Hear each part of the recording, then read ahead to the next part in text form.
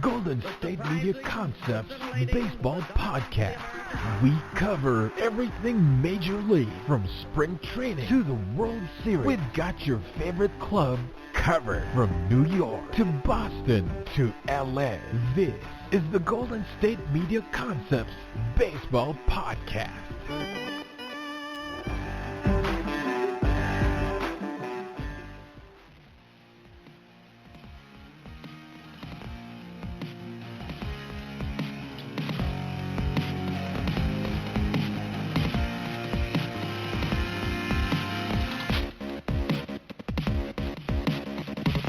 Hello, everyone, and welcome back to the GSMC Baseball Podcast, brought to you by the GSMC Podcast Network. I'm your host, Jack Ridenauer, and we've got another big-time show ahead of us. The moment is almost here for some opening day baseball. We've got under a week or so until the first day of the regular season hits, so I'm very excited to see all of the action on the first day of the 2021 season. I'll actually mention some things to watch for on opening day on the show today. I'll run through various other things to discuss, but I want to go ahead and kick things off, so I'll first dive right into a little update on spring training and what all has also been going on in Florida, but also any other news and stories and tidbits to share that's been going around the baseball world. Later on, I'll get into some things I'll be paying close attention to on opening day, but also mention some matchups to check out with all of the teams playing on April 1st. And then as I move into the third segment, I'll get into another division offseason grading and jump into the NL Central and hand out grades both for the teams and the entire division in the NL Central. And then, as always, be sure you stick around for the final segment today as I'll unpack and really get in depth on these new rule changes being implemented in the minor leagues and what it means for the minor leagues and baseball in general moving forward. So a lot of different things going on today, a lot of different things to discuss. But I'm going to open things up and kind of get things up and running in this opening segment with a little bit of news. As another professional athlete, Lebron James, has become a part owner of the Boston Red Sox with the Fenway Sports Group. Now, LeBron James owns parts of the Red Sox, but also he owns a share of the Liverpool Football Club, the soccer team that is in the United Kingdom. So this is a very interesting thing that now he's joining forces and becoming a part owner of. He also owns parts of Roush Fenway Racing and the regional sports network NESN. So because he joined that Fenway Sports Group, he now is the owner of all of those other entities, which is a really cool thing that, athletes are now starting to become more involved with the ownership and the managerial and the front office aspects of things. Because let's face it, right? Nobody knows what the athlete's lifestyle is like more than an athlete. And so businessmen and people that are executives, they don't know what it's like to go through that on a daily basis. And so having somebody like LeBron James in a position like that, I think, is really, really great. And then himself and also Maverick Carter have become the ownership group's first ever black partners in franchise history. So again, another incredible milestone, something that is, again, how we are starting to see how much the doors are starting to open for more and more people and how much more diverse and how much diversity is growing in sports. And we've seen it with how women in baseball have become much more of a focal point, and now we're seeing that in minorities also stepping into huge roles and being executives and being front office owners and so on and so forth. And that's a really big step. That's a really, really great thing for sports in general and just our society, especially with everything that had gone on with the Black Lives Matter movements and everything else that had transpired over in the summertime. It's really great to see that continuing on into 2021, and now we have another example of that. And now it is unfortunate, though, that LeBron James, as a professional basketball player, he's not able to own parts of an NBA or WNBA teams. He did try to form a group to buy the Atlanta Dream, which is a WNBA team. So he did try to do that, but he wasn't able to be successful in doing that because, again, he is a professional basketball player. But he joined the partnership group with a $6.5 million investment. His other investments actually in not only the Red Sox, but also in Liverpool, have done very, very well for him in the long term. So, again, a very wise move by LeBron James. But it's great that also athletes from other sports are getting involved with other sports. And I think that's what's also really cool, right? And the Red Sox, again, this could be a really big investment for him. They are valued at about $3 billion, and they might struggle this year in the AL East. I mean, I think we can all agree on that. But it's a wise investment with their potential. They've really revamped their entire farm system, their entire minor league system, so that's been a really big step in the right direction. But then James becomes another athlete like Patrick Mahomes to own a pro team, or at least part of it. And what's also very interesting is that Mahomes is also the part owner of a baseball team himself in the Kansas City Royals. So very interesting that both of them are owners of baseball teams. I think that baseball teams are good investments to get into because it is America's pastime and people love baseball. I'm just curious to see how much input he will have. I know that he did not have a huge investment in it. I'm sure there are other members of the group that have, very large investments. But again, he is a pro athlete, and he knows the ins and outs of the lifestyle. He knows what it's like to be on the road 3 weeks out of the summer and then back home for 2 weeks and then back on the road for 3 weeks. He understands that. And so I wonder if having his input there in that ownership group, it can maybe allow situations for professional athletes and baseball players to get better. Maybe he becomes very outspoken for players that are not making a whole lot of money, like minor league guys, and now he can become a voice for people that don't really have a voice right now. So I think it's a really great thing. I saw that, and I was very, very intrigued by it, read the story, and it was a great story, and again, another huge milestone, if you will, that we've seen in the last year or so. But in some other news, Francisco Lindor has been reported to have already started the long-term extension negotiations with the Mets for his contract, and his conversation with them about staying there for the foreseeable future comes after actually he hit his first home run with the Mets in spring training. So it was kind of ironic how that kind of played itself out a little bit. But Lindor is looking to make a deal either before the regular season starts or once he enters free agency. He's kind of leaving the entire regular season to really focus on his teammates, focus on the team, focus on winning, focusing on his individual performance. He's not going to really be worried about the contract situation. He was actually quoted by saying that he feels that it would be selfish of him to be going into the regular season with ongoing contract negotiations. It wouldn't be fair to other guys on the team. He's considering an April 1st date as a cutoff date. Obviously, as we know, that is what opening day's date is this year. So probably, again, that is the threshold. He wants to get it before the regular season. And so it's very curious to see if they're going to try and really push the effort forward before April 1st, or if they will wait until free agency. Because quite frankly, if they let him go in free agency and he doesn't re-sign with them, there's plenty of shortstops that will be free agents that they can pick from. Corey Seager from the Dodgers, Trevor Story from the Rockies, Carlos Correa from the Astros, and Javi Baez from the Cubs. So they've got a lot of people that they can pick from, even if Lindor does not stick around. Now, he kept the details in his press conference that he was having. He kept the details of the negotiation pretty private, so there's no major details on the contract. There's no major incentives that have been released, whether it's or how long he wants to be there, what the amount of money he's looking for, so on and so forth. Those details are not out yet. But he's still wanting to try and, he's open to the idea of being in New York for a long period of time. He has been quoted by saying that. He says he really likes it in New York. He really likes the Mets and their team and the teammates and the training staff. He's a really big fan of the franchise. So if they just play their cards right, I think that they can really potentially win him over and get him to sign for a long-term deal. Now, if they are worried that he's not going to re-sign and he doesn't re-sign before the regular season starts, it's going to put a lot of pressure on the Mets to perform well, right? They're going to want to perform really, really well. They're going to want to show him that they are a good team and that they are capable of being a competitive team and really being a contender. And so I do think that, again, even if he doesn't re-sign, I don't think it's the end of the world for the Mets. And I personally think that he'll stick around for the long term. Again, even if they do, especially if they have a really good year this year, there would be no reason for him not to come back. And so I definitely think that he could stick around. Plus, he's got a lot of talent around him, and I think that also probably adds to it. And he's still one of the best, if not the best players on the team, and he still has all that talent around him. Very dissimilar to how it was in Cleveland, where he was really the main focal point, and they didn't really have anybody to fall back on. So definitely a really good thing kind of moving forward, and definitely something that, I could see really paying off in the long run for this Mets team. I mean, we could see a massive ascension back up for the Mets. When they were in that kind of 2015, 2016 range, they were pretty good. They were going to the championship series in the playoffs. They've seen a little bit of a lull over the last few years, but now I think this could be the start of something really big in New York. So getting out of that and getting into just a little kind of fun side, interesting story that I found very interesting, actually, really intrigued me in terms of what the future will look like and really how we'll use currency and how we'll use things of methods of payment, especially during sporting events, because the Oakland Athletics are going to start accepting Bitcoin as payment for their suite holders starting this season. Now, Bitcoin, one coin is worth about $64,800. So that's the equivalent to one Bitcoin. So it is a very steep price. And again, Bitcoin is something that, for anybody out there that is aware of it or is not aware of it, I just have kind of a general knowledge of it. Essentially, it's just cryptocurrency.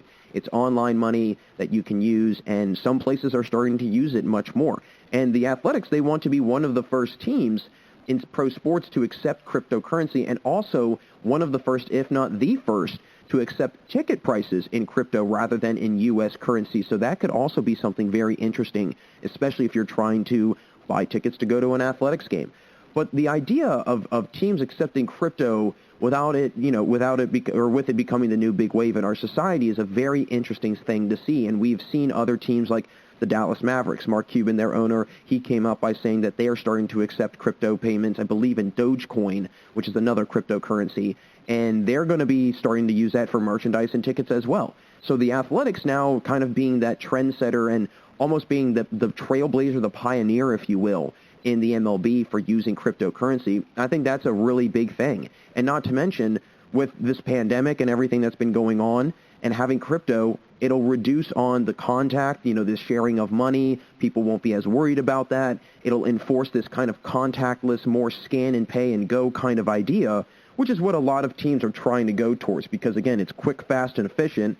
And not to mention with the worry of, the pandemic and everything else, it definitely adds to it. And so now you don't have to worry about the contact and everything else. And I think the Athletics, they're going to be one of the forefront teams to really start to usher this way of paying and buying things and payment methods as we move forward. And so it is a very interesting concept. It's a very interesting concept, but just a little side note.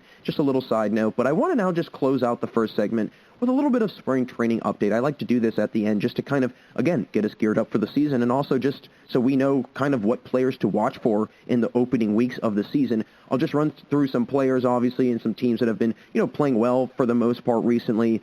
And once again, as I continue to say it, I feel like I'm a broken record, but Jock Peterson just continues to dominate down in spring training. Still batting .500, 26 at-bats. He's got 10 RBIs. He's got over a 1,700 OPS. I mean, hey, the Cubs might have secretly become the team that has walked away with one of the biggest steals and one of the biggest bang for your bucks, if you will, in free agency. I mean, he's on a 1-year, $7 or $8 million deal, so they're not really paying him a whole lot. That could pay off for them big time. And again, I know that it is spring training, so we'll have to see how he does and how he fares further along into the season. But Brandon Nimmo playing really well, batting .417. He's third right now in spring training and hitting. Pete Alonso's batting .407. Josh Bell has really started to play well for the Nationals, batting .333. A couple guys have been playing pretty solid, I'd have to say. And I think it's also a really good sign moving forward that guys have come back ready to go. Guys have not taken some time off or taken, long extended layover periods because of the pandemic. They were still able to get some work in. I mean, looking at Tyler O'Neill, perfect example, somebody that has struggled, I would say, over the last few years hitting-wise. He's batting .481 for the Cardinals this spring training, 1,300 OPS. Pretty solid numbers. And he's a guy that usually is not a great hitter. He's not a very, very good hitter at all. And I think that's, again, something to really pay attention to. Some other guys that have been playing really, really well. Scott Heineman. Heineman was actually a huge pickup for them. One of the bigger pickups, I would say, or is starting to pay off as that in spring, for the Reds, especially with how well he's been playing in spring training. Batting .346. He's got a home run, 4 RBIs. He's got 4 stolen bases, over 1,000 OPS. I don't really know what to think of the Reds. I think that might, again, maybe Heineman playing this well might be just, I don't want to say a fluke, but maybe a fluke. But I do think that he could be something that they are going to look forward to having because they did re-sign Jesse Winker. They do have Castellanos still there and Moustakas still there. So they keep a good bit of the guys from last year, minus Bauer. So maybe Heineman will be that kind of void or that filler that can fill in that void, although not pitching-wise, but at least offensively. Nolan Arenado also hitting well, .304 for the Cardinals in spring training. But then there's been some guys like Jason Volsler for the Giants who've been playing really well, 27 years old. He's batting .333, doesn't have any homers. He's got an .842 OPS. But this is a fun period of time because you get to see who these guys are prior to the regular season, and you kind of get a feel for, okay, who are the guys to watch, who are the guys not to watch, who should I pay attention to, and who should I not pay attention to. So I'm really excited to see how some of these new additions like Jock Peterson or Scott Heineman or Josh Bell, Nolan Arenado, a lot of these guys that are on new teams, how they will do this whole regular season going up against teams that they probably don't normally go up against as often, as frequently. Because let's face it, if you're in the NL West, like Arenado used to be, you're playing NL West teams, I would say 65% of the time in the regular season, or at least a majority of the games that you're playing, or a majority of the NL teams you're playing are from that division. Same thing with somebody like Josh Bell, probably used to playing a lot of Central teams. Now he's playing more East teams. So that'll be an adjustment for them in some sort of capacity. But then getting into a couple standings, just how some teams have been doing. The Red Sox have actually started to play much better recently, 9-6 right now in the Grapefruit League. And then the Toronto Blue Jays, they're 9-7. The Blue Jays, they're going to be a fun team to watch this year. I'm really excited to kind of see how they fare, especially with all the new additions. There's all this hype around them right now. And George Springer, I think, he's got a lot to, I don't want to say a lot to prove, but there's a lot of hype coming into it, right? And they actually have not had a whole lot of great hitting. I mean, Marcus Semien has not hit well for the Blue Jays, batting .214 right now. There's a couple guys that have had some home runs. Kevin Biggio had a home run. Randall Grichuk, Vlad Jr. had a home run. So a couple guys have been getting active with homers, but the average-wise, not great. The OPS, again, not very good either. I mean, Semien is leading the team in spring training right now at a .690 OPS. So, I mean, you tell me, right? It's not a very good OPS at all. But regardless, I'm really excited to see how some of these teams fare and, see where they kind of go. And, I mean, even looking at some teams that have been struggling, and you're kind of like, well, is that going to filter over and kind of spill over into the regular season? The White Sox, 4-9 right now in the spring training. Cleveland Indians, 7-10. And I think we can all understand or agree that, again, losing somebody like Lindor, that does have a big effect on it. But then the Padres, I mean, they're sitting at 7-10 also in the Cactus League, which is kind of shocking to me because, again, a team that had so much additions and so many adds made towards their roster this offseason, it's shocking. It really is that they aren't able to, and again, I know it's spring training. Everyone who's listening to this is probably saying, it's spring training, man, relax. It's not that big of a deal. So I personally do think that at the end of the day, this is not going to have a kind of an effect on the regular season play and how players do that. I will say, though, I do wonder if this could just be kind of the surfacing of some maybe recurring issues that we could see down the road potentially in the regular season. I don't know. Again, we have a couple, under a week and a half or so until we can figure things out. But until then, it's going to be a lot of fun on spring training. Continue to stay very close and pay close attention to what's going on down in Florida because who knows? I mean, we could have some major updates going on in the next couple of days, next couple of weeks. But regardless, this baseball season is going to be a lot of fun, and I'm very excited for it. So that'll do it for us in this first segment, but don't go anywhere because when I get back from the commercial break, I'll jump into discussing some things to watch for on opening day and also some matchups to pay close attention to on the first day of the season. Folks, stay right there. We'll be right back here on the GSMC Baseball Podcast. This is your ultimate stop for everything sports. The Golden State Media Concepts Sports Podcast. Should I say more? From the NFL, MLB, the NBA, to MMA, it's all in here. The Golden State Media Concepts Sports Podcast. Listen now.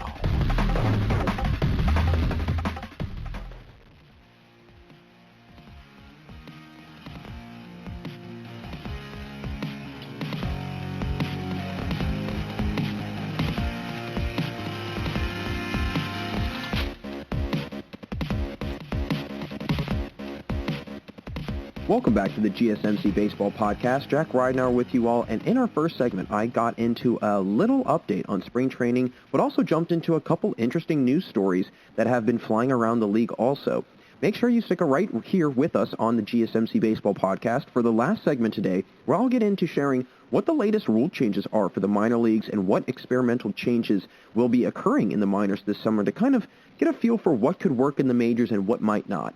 But I want to now get into a couple things to watch on opening day and some matchups to pay very close attention to because, again, opening day is literally just a little over a week away. So I'm getting really geared up for it. There's a couple matchups that I'm going to just outline and some matchups to also pay really close attention to. I'll also share a couple things to really pay attention to specifically in those matchups because there's going to be some kind of key components to really look out for in these games coming up. So first off, Blue Jays and Yankees, that's going to be a good one to watch. Braves and Phillies, Mets and Nationals, also the Astros and Athletics. Not to mention you also have some other big-time matchups, I think, like the White Sox and the Angels. That'll be fun to watch. Twins and Brewers, Indians, Tigers, Cardinals, Reds. Just a couple to kind of mention that I think could really be interesting watches, especially because a lot of these teams, they have brand new personnel, and we are in our first normal season since 2019, which is kind of wild to think about. But getting into the Blue Jays and Yankees, let's face it, what we're all looking for is this new Blue Jays, this new look Blue Jays. How does George Springer fit in with this Blue Jays team? But also, is he going to be somebody that is going to make that big of a difference for them? That is something that I've started to kind of wonder the last few days. I think that he can be. I think that he can be that big of a difference maker for them to the point where they could maybe go pretty far into the playoffs. And I do wonder how they'll fare against teams like the Yankees, because the Yankees, let's face it, the Yankees went out and they did the typical Yankee stuff. They've got Judge still there. They've got Stanton still there. Gary Sanchez, from what I've been reading in spring training, has been playing very well. He's been hitting the ball great, if you will. And DJ LeMahieu re-signing with them also. Not to mention you go out, you get pitchers like Corey Kluber, Jameson Taillon. I don't really know what to think of him yet, but you still have Garrett Cole. So the Yankees are definitely going to be a formidable opponent for the Blue Jays. There's no question about that. I do wonder what the Blue Jays pitching will look like this year after Hyun-Jin Ryu. If they don't have really anybody after Ryu, then I could see them kind of struggle at times. I think that they could be a team almost not too dissimilar from the Yankees, where they've got a lot of really good hitting, but they don't have nearly as much pitching. It's very lopsided. And the Yankees, they kind of had that feeling last year, I felt, where they had a ton of great hitting, although the hitting did not perform necessarily to the standard that I think they were expecting, but it was still pretty solid hitting across the board. And then on top of that, you did not have that much pitching. You did not have anything special in the pitching department at all. And so as a result, I am kind of curious to see, okay, will they kind of be almost a similar makeup as the Yankees are in some sort of regards? But it's going to be a really good matchup. I think it could be a preview to potentially how, you know, this AL East really finishes out towards the end of the year. I could see it being a race between the Blue Jays and the Yankees. So this could be one of many really big pivotal matchups that these two teams will have, especially with the division on the line, if you will. Now, getting into the Braves and Phillies, again, very similar to the AL East. Two teams in this NL East that could do a lot of damage. And just like the Blue Jays and the Yankees, you know, the Braves and the Phillies, they could be fighting it and vying for that last or that first place spot in the NL East this year. I will say, though, the Mets, the Nationals, I think that they have a little bit more to offer than the Phillies do.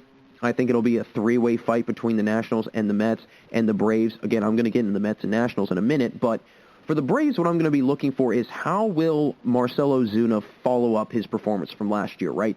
Is he still going to be kind of that other piece that they go to in the lineup that, okay, we've got Freddie Freeman, but we need that other anchor that can kind of take the attention away from Freddie Freeman?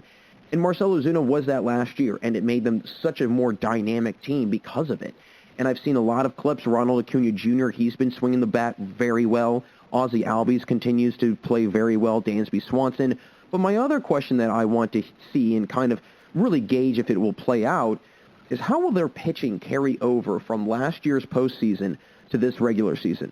Going into the postseason last year, I think we all could agree that a big question mark for the Braves was the pitching. That was the big question mark. What to do about the pitching? Is the pitching going to be a huge aspect or not? We go into the postseason, and they had at times and at one point or another the best ERA as a team in the playoffs. Ian Anderson was a big part of that because Max Fried, he could only do so much, right?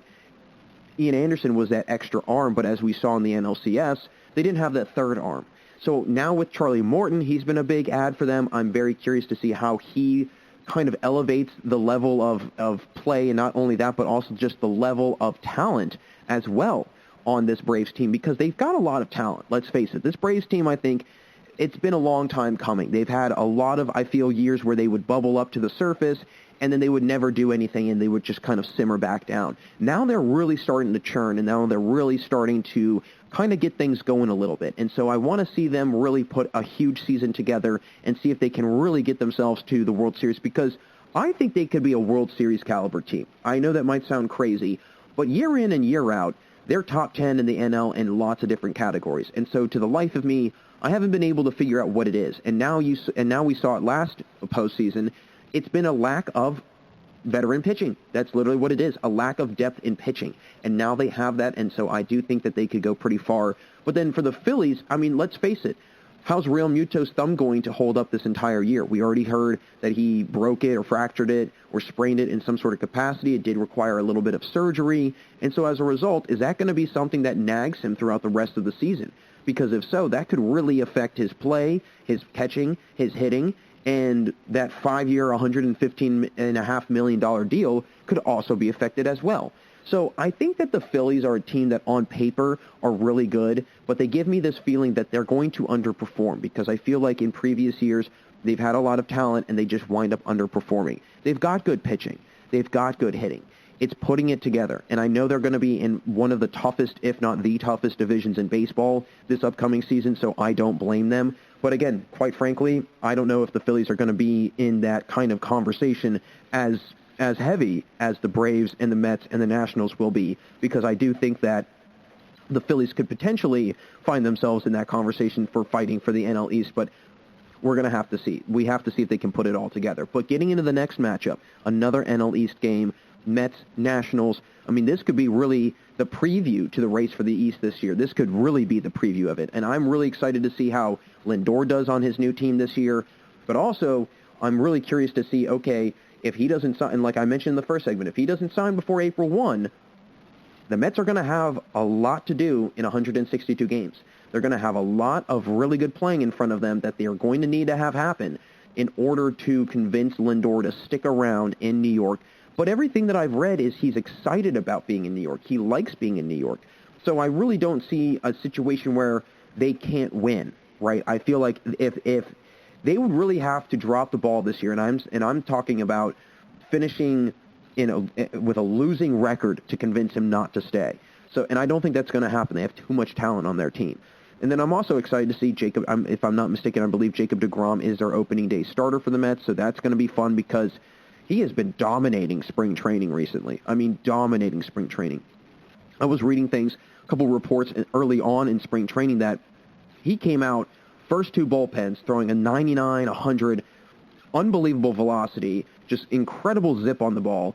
And a lot of coaches, I mean, I remember the Mets manager was even saying, I was mind blown. I did not know what to say. I mean, he would just kind of do it casually. That's what was kind of the other freaky thing, was that Degrom would just casually go out, just hurl it 99 miles an hour, nothing. There was no kind of exasperation, no big time, kind of, I would say, gasp of air or anything. He would just casually throw 99. So he's a scary guy on the mound. But then also, I'm very curious to see how Josh Bell, Kyle Schwarber fared this year in the East. There's a lot of new faces on these teams that I'm and again, notable names, big-time names, guys that have been very good and been at the top of the league in certain categories in previous years. And so I'm curious to see how they mesh and fare on these new teams that they're on. So that's another matchup I'll be paying very close attention to. Another one, Astros and Athletics. Why I'm watching this is because it's going to be, for about the third or fourth year in a row, the Battle of the West. It'll literally come down to these two teams. I can almost guarantee that. Now, the Angels would be the one outlier, I would say, between the Rangers, Angels, and Mariners that I think could maybe make some noise and maybe find themselves fighting for the West.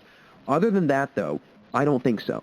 I'm also curious to see how this Astros team is, because they did not have a great season last year. They did go far in the playoffs, but again, let's face it here, it was a shortened season. They got in the playoffs on a losing record. So from being in the World Series in 2019 to coming back the next year and finishing a 60-game season with a losing record and still making it to the playoffs, that does say a lot about the Astros. But they don't have George Springer there. Justin Verlander is still, if I'm not mistaken, on the 60-day injured list. And Zach Greinke will be the opening day starter, so we'll get to see Greinke out on the mound. But I'm also curious to see how will Odorizzi mesh with his new team. Will Lance McCullers have a good year? There's a lot of guys that did not play well. Alex Bregman, he did not play very well last year. Jose Altuve played horribly during the regular season. I think it was very smart that they went out and got Michael Brantley and re-signed him. But they're going to have their hands full with the Athletics. Again, a team that they did lose a lot. I will give the Athletics that. They did lose quite a bit from a year ago, losing Joakim Soria, losing Liam Hendricks. They do bring back Trevor Rosenthal, so that is kind of an addition. But Elvis Andrus is going to be probably their starting shortstop. I don't really know what to think of that. They traded away Chris Davis, and I can see why they did that, because he's been injury-ridden over the last few years. But the guy had 3 straight seasons of 40 or more home runs. 40 or more home runs. That is staggering, and doing it year after year after year. I know, and again, I know the injuries kind of have to be a big highlight in that. But Elvis Andrus, is he really the solution to the problem? I don't think so. I personally don't think so. So I am curious to see how he will fare in their kind of new team and whatnot. But all in all, it'll be a good matchup. I think Astros and Athletics will be a good one. But just a couple to run through, just a couple to really pay attention to. But again, with the White Sox and Angels, I'm excited to see Tony La Russa out at the helm for the White Sox this year. Also, can Jose Abreu capitalize on the year he had can he capitalize on the season he had a year ago? That's another question I have to ask. The Angels, how are we going to, are they going to be a team that is actually going to finally be the team that they should be? Again, they continue every year to make little ads here and there, and they don't do anything. They don't go far. They don't go anywhere in the season, and that just drives me up the wall, and it is also very puzzling to me. So I want to see if they're going to actually get to put it all together this year and really make a run in the West.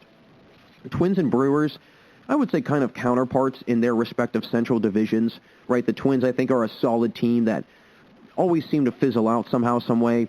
Milwaukee, on the other hand, it kind of takes them a little while to get going, and then as the season goes on and the idea of playoffs kind of clicks in their head, they really start playing well, and they kind of turn it on at the end of the year. So I can see, some interesting things happening with those two teams, but it's going to be a really good matchup nonetheless. I'm excited to see, personally for me, as a Brewers fan, I'm excited to see Jackie Bradley Jr. patrol the outfield. I'm curious to see what will happen with Cain. Lorenzo Cain has continued to fight a quad injury. He personally did not think it was that big of a deal. Craig Counsell and the medical staff came out and said it might be a bigger deal than we think it might, than we think it could be. So there's going to be probably some back and forth on that. Lorenzo Cain was very outspoken about how he was not really getting a whole lot of reps in during the kind of long layover because of the COVID pandemic. So that could affect things. Does that mean that Cain could potentially get pushed out of the starting lineup, and then you've got Jackie Bradley Jr. in the outfield instead? We'll have to see. I've read a lot of interesting things where Craig Counsell is just going to pretty much rotate through 4 different outfielders. He's just going to rotate through Avisail Garcia, Christian Yelich, Jackie Bradley Jr., and then Lorenzo Cain. He's just going to circle through all of those guys, which could be interesting, but I wonder if that will throw off the rhythm for anybody. Guys will say, well, I can't really get in a rhythm. I'm not in the lineup every single day. I'll play 3 games and I'll sit on the 4th. I can see the frustration that could build in the Brewers dugout personally, but we will have to see. Indians and Tigers, the reason why I'm really paying a close attention to this one is because A.J. Hinch, again, coming out a couple weeks ago or a couple days ago, saying that, what happened in Houston he is clearly not proud of. He is something that he's going to have to deal with for the rest of his life, and he's open to talking about it, but he wants to kind of move on to this season and kind of look ahead. And there's been a couple players on the Tigers that have been outspoken in support of Hinch and saying, hey, leave the guy alone, right? He's our manager and he's going to do a good job. So I want to see if he can do the same thing he did in Houston, minus the sign stealing, right? I know that he wasn't necessarily the guy that had the idea, but he was in charge of it, or he was in charge of the team when that was going on, and he completely overlooked that. So I see why people are very up in arms, and quite frankly, I am too. But A.J. Hinch, I think he deserves a second chance, and I do think that if he can do the same thing he did in Houston with the Tigers, where he turns them into a winning team and he builds a winning team, I think then people will start to kind of gain that respect back for him and say, okay, you've proven it to me, you've done a nice job, you've kind of built on that previous mistake that you made, and now that you're really in a new situation, not having to deal with that sign-stealing stuff, you've been able to build a good team. And so I want to see that kind of happen for A.J. Hinch. And the Cardinals and Reds, while I'm watching this, well, I just want to see Nolan Arenado. I want to see what he does in his first at-bat, his first legitimate, registered, regular season at-bat for the St. Louis Cardinals. And then also just throughout the rest of the season, how does he do in the NL Central? I think that he might have a better time in the NL Central. I think that he could be, again, a guy that is on a team that can compete and could make the playoffs as opposed to the Rockies. And also, the NL Central's up for grabs. The NL West isn't. Everybody knows who's going to win the NL West. It's either the Padres or the Dodgers. Whereas in the Central, it could be the Cardinals, it could be the Brewers. Who knows? It could be the Reds. Who knows? It could be the Cubs. The Cubs are not necessarily losing anybody. They brought back just about everybody, minus Yu Darvish and minus Kyle Schwarber, so 2 big losses. But there's more possibilities of winners in the NL Central this year than I would say there are in the NL West. So I do understand why he decided to kind of go away from the Rockies and hop on to the Cardinals team, if you will.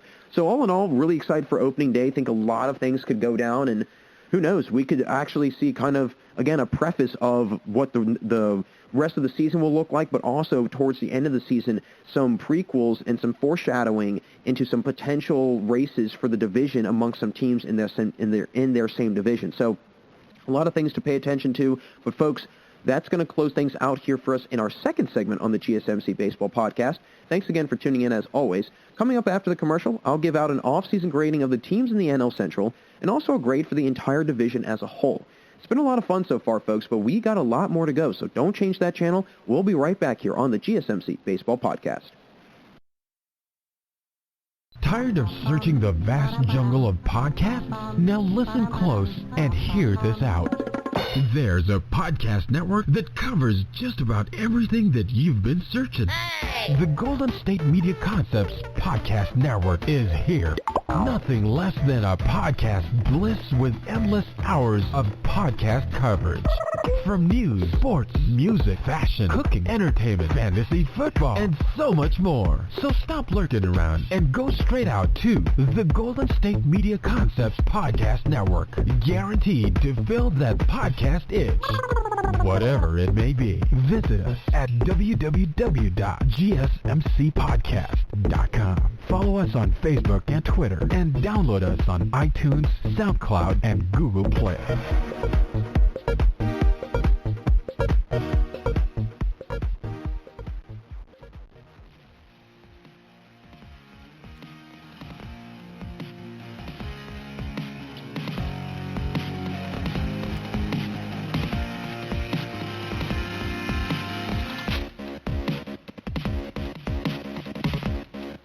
Welcome back to the GSMC Baseball Podcast. Great to have you all here still with me today. Jack Ridenauer again. And in the previous segment, I got into some matchups to watch for opening day that is literally actually right around the corner.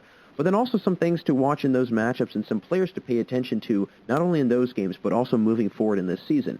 I want to now get into another off-season grading of the NL Central and discuss the off-season moves of the teams and hand out grades, but then also hand out grades for the entire division as a whole. So, just to run through them as I usually do, Brewers, Cardinals, Reds, Pirates, and Cubs. I'm going to go through all of them. I'm going to mention the major ads that they had and then also give kind of the grades and just kind of discuss what I wish they had done a little bit differently, what they should have gone out and gotten instead, and how they probably can maybe look at those potential voids that they have in their rosters and fill them later on in the season. So, first team, I'm going to have to go with my Brewers. I'm going to have to show a little bias here. But the major ads, obviously, Colton Wong, Jackie Bradley Jr., those were the 2 biggest ads, and quite frankly, I think that those were 2 of the biggest ads in the entire division in baseball, in the NL Central this offseason.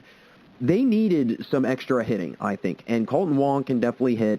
Jackie Bradley Jr., when he wants to, he can hit, but also defensively, this team has gotten so much better defensively, it's not even funny. They could arguably have one of the better outfields as a whole in terms of defensive runs saved this year with Jackie Bradley Jr. now out there. Not to mention, we don't really know what's going to happen with Lorenzo Cain.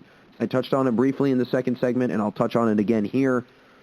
His quad seems to be a little bit more of an issue than it was, initially thought to be, and now having Jackie Bradley Jr., you could potentially have Bradley Jr., Yelich, and Avisail Garcia all in the outfield.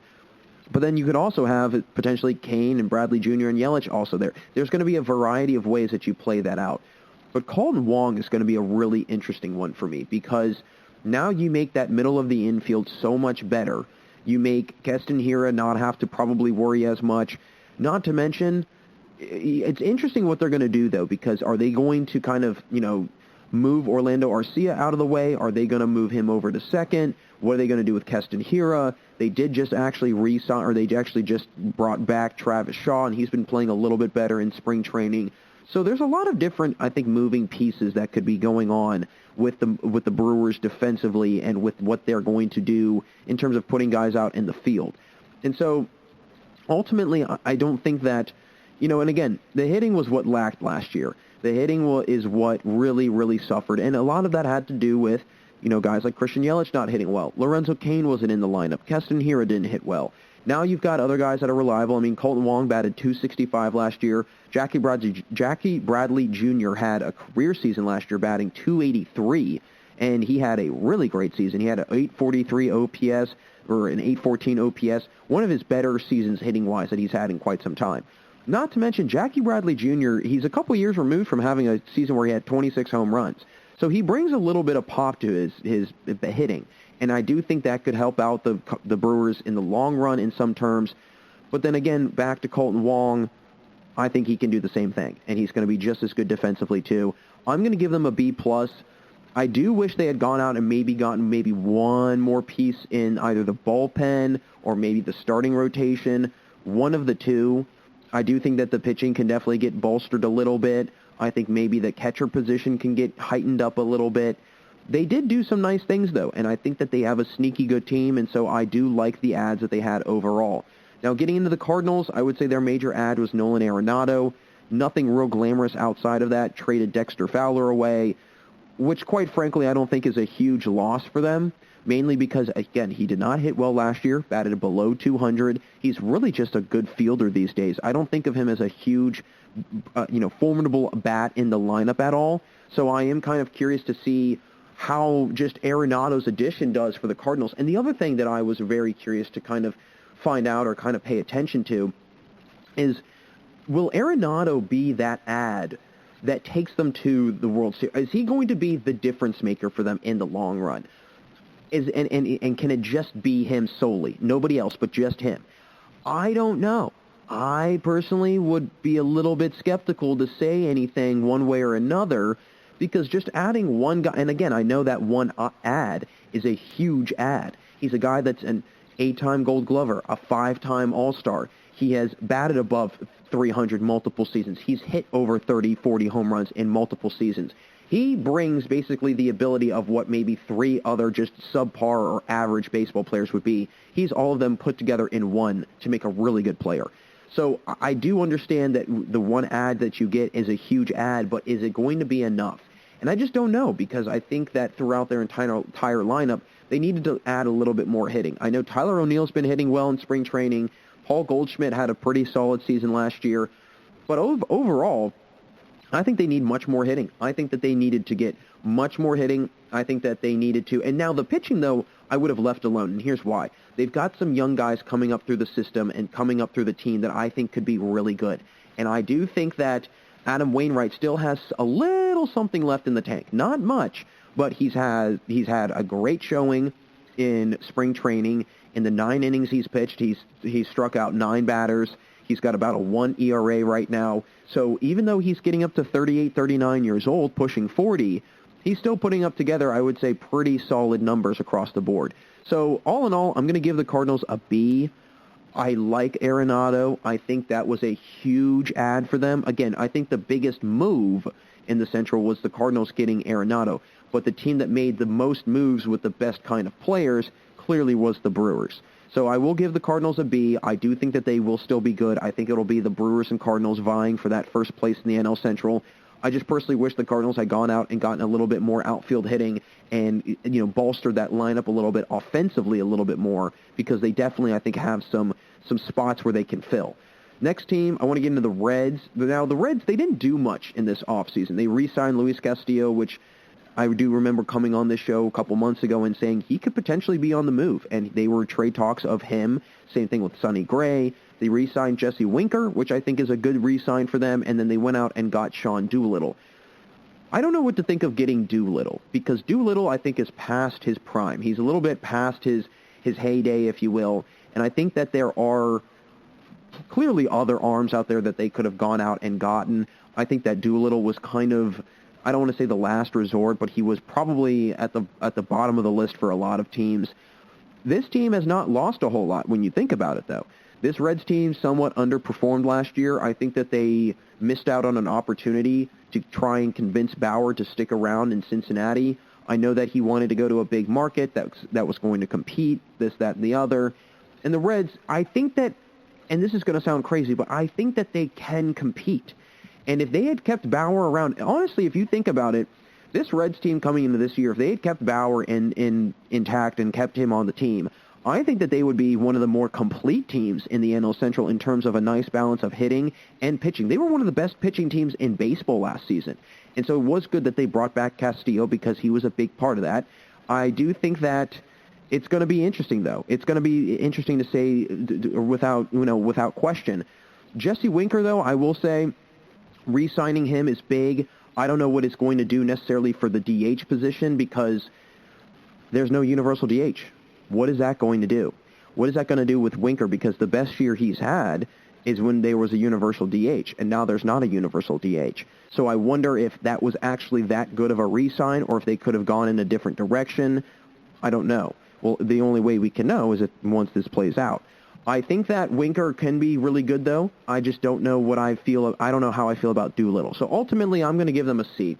I'm not going to give them a great grade. It's just a, kind of a middle-of-the-road C. They did okay. They didn't do great. They were kind of I would say. So I'm giving the Reds a C. But getting into the Pirates now, honestly, there was no real major ads. I hate to say that. They just got a ton of prospects. A ton of prospects. And so I do kind of wonder, what is that going to do with this team? What is that going to do for this team moving forward, not only just this year and next year, but also 5 years from now? Right? How long is it going to take for some of these prospects to move up through the farm system? How many years is it going to take for these players to eventually make it to the MLB and make it to the big show? How long is that going to take? Is that going to be a 4-year plan, or is that going to be a 5-year plan? Who knows? And I think that they really just stripped this team bare bones. They got rid of everybody. They literally got rid of everybody and anybody they could possibly think of. If you just think of the guys that are not with the team anymore. Josh Bell, first and foremost. Now Trevor Williams, also not with the team. Joe Musgrove, not with the team. Keone Kela, not with the team. They've got a lot of guys that are no longer around. And so I do wonder, I do worry about how many wins they'll have this year and what it'll do for not only the Pirates, but just their fan base. Living in Pittsburgh, this is a place that is a rabid sports fan base. They love their Penguins, they love their Steelers, and they love their Pirates, but their Pirates are so bad that it's hard for them to root for them. And I get that. I totally get that. Quite frankly, I kind of at times feel the same way sometimes, because sometimes if my teams are not doing so hot, I'm like, do I really want to keep rooting for this team? But I think the Pirates have a lot of hope on the horizon for them. I think that they could potentially do a lot of good things, and I think that the Pirates could also, make a lot of noise. They could make a lot of noise maybe in this, division down the road, a couple years from now, 4 or 5 years from now, because they do have some good prospects coming up. And if they develop the way that people think they're going to develop, yeah, I could see it paying off for them. But in the near future, next 2-3 years, no, not at all. They're going to be bad for the next 3 years at least. So I'm going to give them a C+ overall. I like what they did in terms of their long-term. Obviously, they were not thinking short-term, and I just don't think that short-term was really an option for them. It was a team that was not trending in the right direction. It was a team that was not really going anywhere, and I had been saying it for months before they traded Josh Bell. Get rid of him. Trade him. They might as well just go all in, and they might as well completely just revamp the whole team.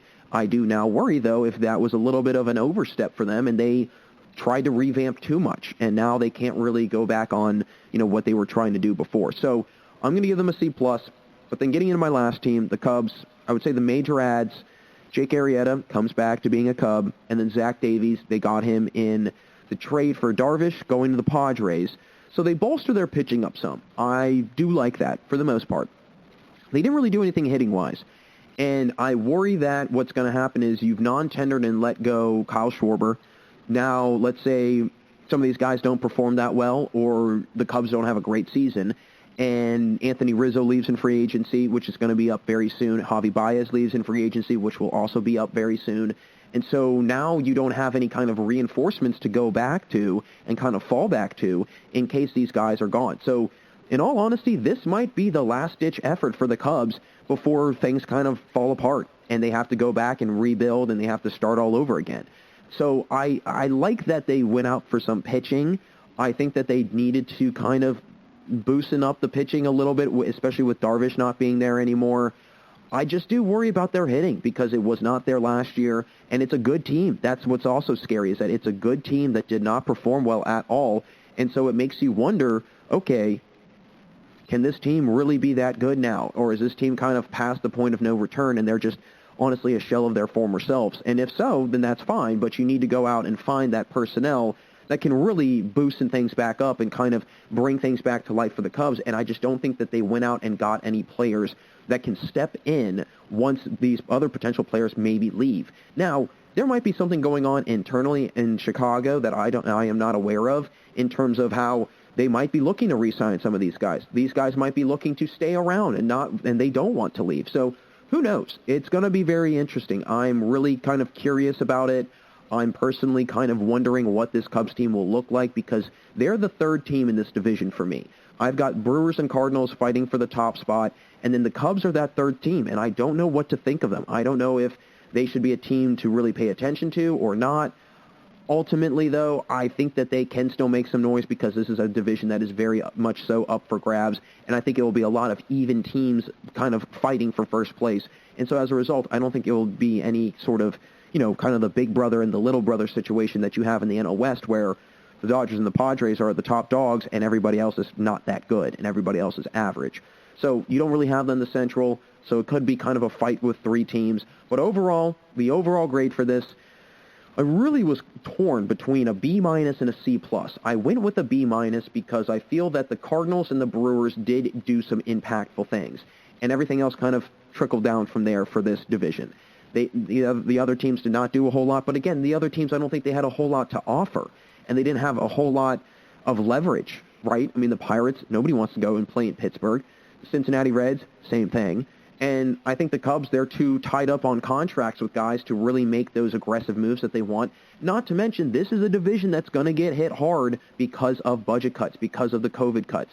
That kind of aspect of it is definitely factored into it. You've seen some teams, and for example, the Cardinals, they actually went over their spending budget, and they might have to pay a luxury tax because they went over. Well, I don't know if it's necessarily a luxury tax that they'll have to pay for the league. I don't know if they went over the league budget, but I know that they went over their spending budget, and they went, I think, too far, and I think that's what kind of came back to bite them, is that they went too far in on one player, and they didn't try and divvy it up a little bit like the Brewers did.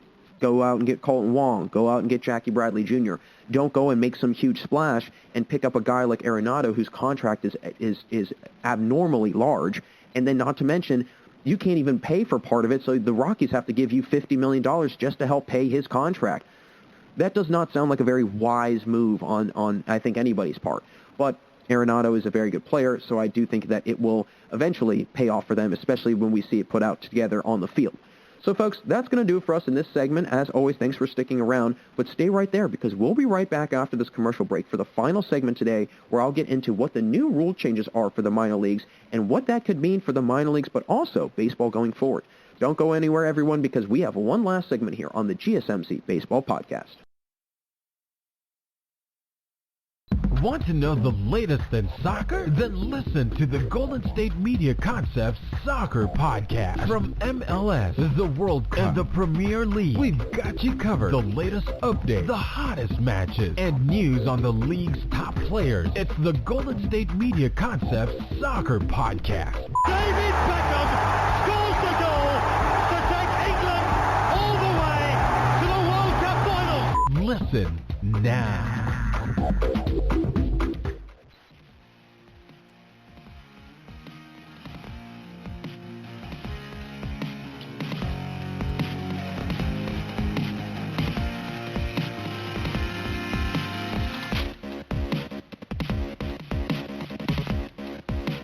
Hey everyone, and welcome back for the final segment here on the GSMC Baseball Podcast. Jack Ridenauer still with you. And in the previous segment, I got into a grading of the offseason moves by the teams in the NL Central, as well as a grade for the division as a whole.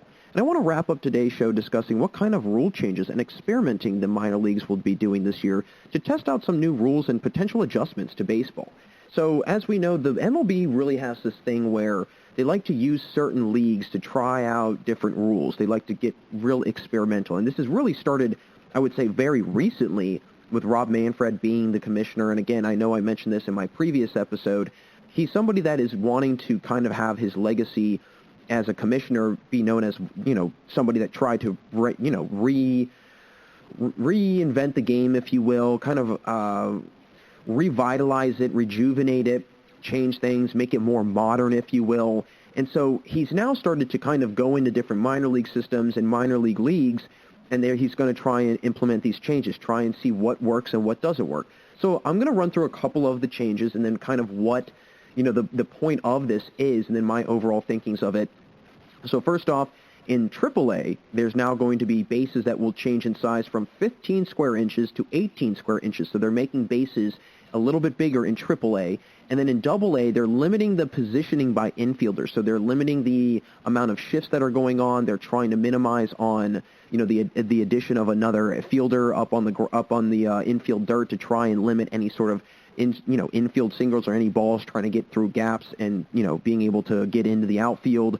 Then they're also in High A requiring pitchers to take their foot completely off the rubber for pickoff moves. So if you're a lefty, like I was, and how I used to pitch, you keep your keep your left foot, the back of it, on the rubber if somebody's on base, and it's a very easy pickoff move.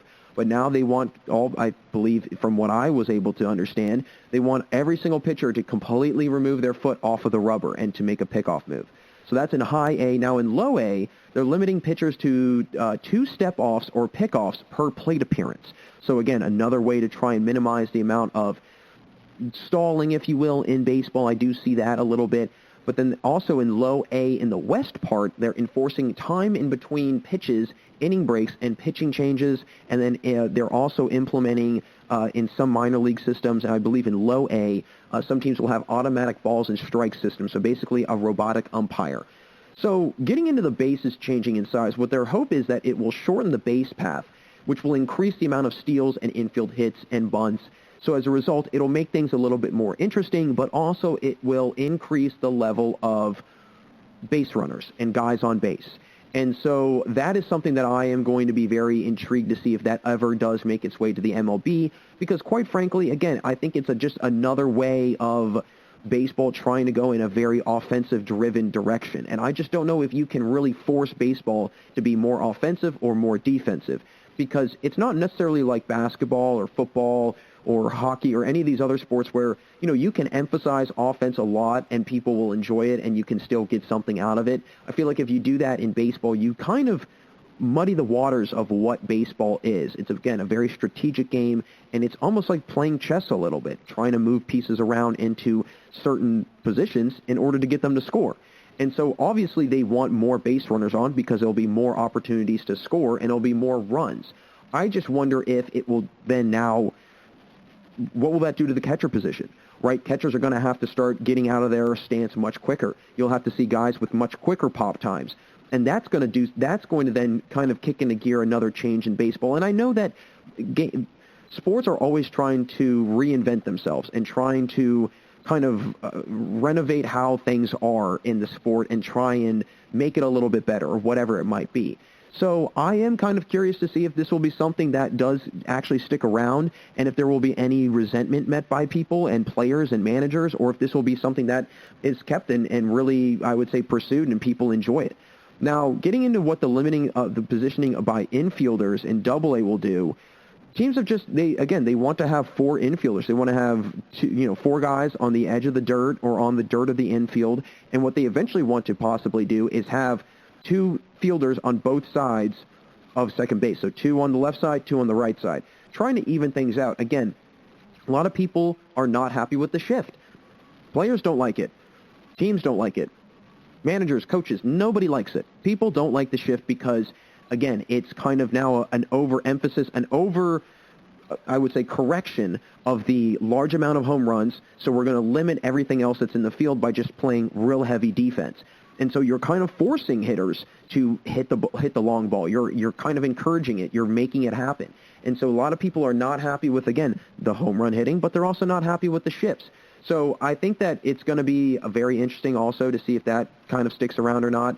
But then getting into the requiring the pitchers to take their foot completely off the rubber, that's an interesting move. And it's actually already been implemented by the Atlantic League, and the league saw an increase in stolen bases. So I think that this could be something that does stick around. I think that it could be something that is an interesting potential, possibility, if you will. I just don't know what pitchers will think of it, especially lefties, because I know left-handed pitchers will start to argue, well, that's not fair to me because I just have an inherent advantage of being able to pick off, guys at first with ease. And what they're thinking of, or what they're having this, kind of occur is that if, it probably, again, does minimize the amount of stolen bases, or it probably increases the amount of stolen bases because it's harder for guys to pick off, especially with a lefty, where you have to completely take your foot off the rubber and then make a move instead of just going and throwing. So it definitely will kind of take away that kind of deception that lefties have when they're pitching, where they go like they're going towards the mound and then they go towards first base. So, again, they want to increase the amount of stolen bases. They want to get guys in the scoring position much more. That's what the big emphasis is on this. Now, the limiting the pitchers of 2 step-offs and 2 pickoffs, I do like this, because I do think that some pitchers take too long. I think it prolongs things. I think it extends things much further than they have to. And so this is a rule that I actually do agree with. I do like the fact that they will be now limited. And what's very interesting is if they do more than 2 moves, that third move, if they don't get the runner, it's considered a balk. And so as a result, it'll move the runner over anyways. But if they're able to get the runner out and they're able to throw him out on that third opportunity, that last, very, very last chance that they could possibly have before it is a balk, then they actually get the out. So that is an interesting incentive. I do like that rule. I think it could be something that does stick around. But again, a lot of this is going to have to go through all of the players, and it's going to have to get through the minor leagues. It's going to take a while, right? It's kind of like how a law or a bill gets passed in just general legislation. It's going to take a while. It's not going to be an overnight thing necessarily. And then enforcing time in between pitches, inning breaks, pitching changes, obviously you want to speed the game up. And I like that aspect of it. I like the aspect of speeding the game up and getting through the game. I don't like the aspect necessarily of purposefully trying to increase the offensive production, doing things and manipulating the rules in a way where it will kind of say, okay, you have no choice but to go with this. You have no choice but to do this.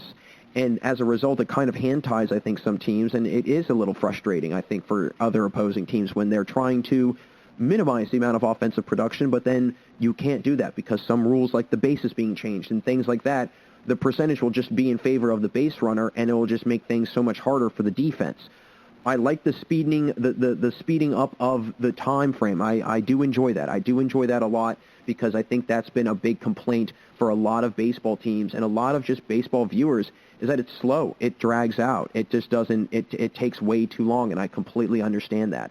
So then getting into the kind of the robotic umpire strikes and balls, it's obvious they want to make it much more accurate. They want to find ways to make it much more precise, and they don't want to have this kind of, well, one umpire says this, and then this other umpire says that, so on and so forth. They want to have more of a consistency, if you will, about things. So I do understand that, but I think that having that umpire, having that human error in the aspect of it, pitchers then are able to kind of play that into their advantage. If a guy's calling a strike low and outside, he's going to start trying to go for that low and outside.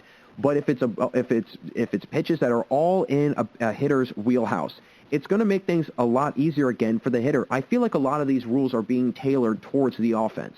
They're not really giving any handouts for the defense. And so that makes me wonder, okay, they tried the home runs kind of got everybody up in arms. So now they're trying to manipulate other things and try and make things a little bit more offensive. I just don't know if that works. I don't know if that really is an aspect that should happen. And I think that if, I don't know.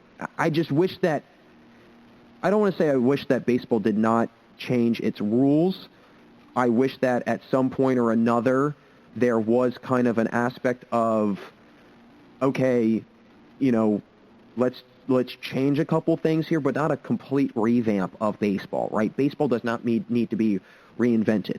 So I am going to be curious to see which of these rules does, you know, stick around and which one of these rules will actually be put into a long-term effect and actually, you know, get put into place in the MLB, because, again, this is going to be a long time before they are actually put into place and they're actually put into, you know, the actual, you know, MLB game, into actual play.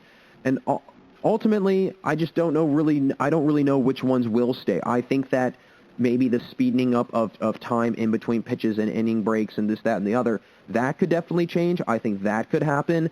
I think I could see potentially the limiting pitchers to two steps off and two pickoff moves. I do see that potentially happening, for sure. I could definitely see that getting put into place. So ultimately, I think that'll be an interesting aspect of it, and I think that, I don't know. I feel like that would be the one rule that I think could stick around and would be a rule that people like, is that, because again, going to a game, you hear the fans, you can hear the crowd reaction. 3 straight pickoff moves, 4 straight pickoff moves, and you do it over and over and over and over again. After a while, it's like, okay, now you're just prolonging the game, and I can see the frustration that's building on some people. And I think, again, it's a huge emphasis on getting guys in scoring position. It's a huge emphasis on encouraging, you know, base runners to steal bases. It's going to make things a lot harder also if the bases are extended or enlarged. Then it's going to make things harder for infielders also, because then they're going to have to start playing much better, and they're not going to allow, you know, these little infield singles up, and they're going to really have to play much closer for bunts and so on and so forth. And so as a result, it's interesting the kind of mindset that they're going in and the direction that they're going in. Again, ultimately, I think that the only rules that would stick is the time frame in between pitches and so on and so forth, but then also the pickoff moves. I think that would be the other one that sticks around. So all in all, I'm very skeptical of most of these. I don't know if they'll actually work out. I want to think that they will, but I don't think that they will.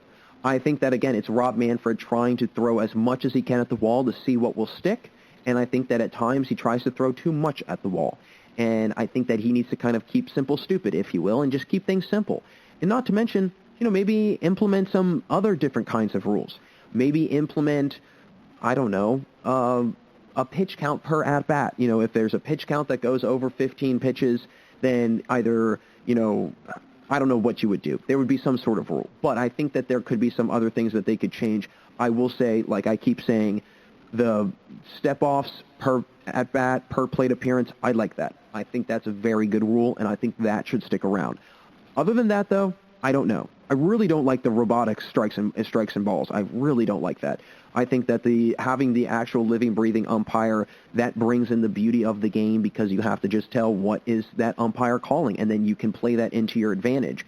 And that is a lot of what pitchers do. Pitchers go and look at scouting reports. They find out who their umpire is. They see what kind of calls that they're going to get, and then that kind of dictates what their pitching plan, their game plan will be going out to that game. And that is, again, the beauty of the game. So all in all, not a huge fan of a lot of these moves and a lot of these rule changes. I don't think any of them will really stick unless it's the 2 step-offs per plate appearance. Other than that, though, I don't see much staying. So, folks, that's going to wrap it up for us here today. As always, thank you so much for listening to the GSMC Baseball Podcast, brought to you by the GSMC Podcast Network. I would like to ask that you please remember to subscribe to the show and write a nice little review. That really helps us also. Also, if you can please follow us on Facebook, Twitter, and Instagram, we'd really appreciate that. And as always, everybody, really, really glad you could all take some time to tune in today. Thank you so much, and until next time, have a wonderful day.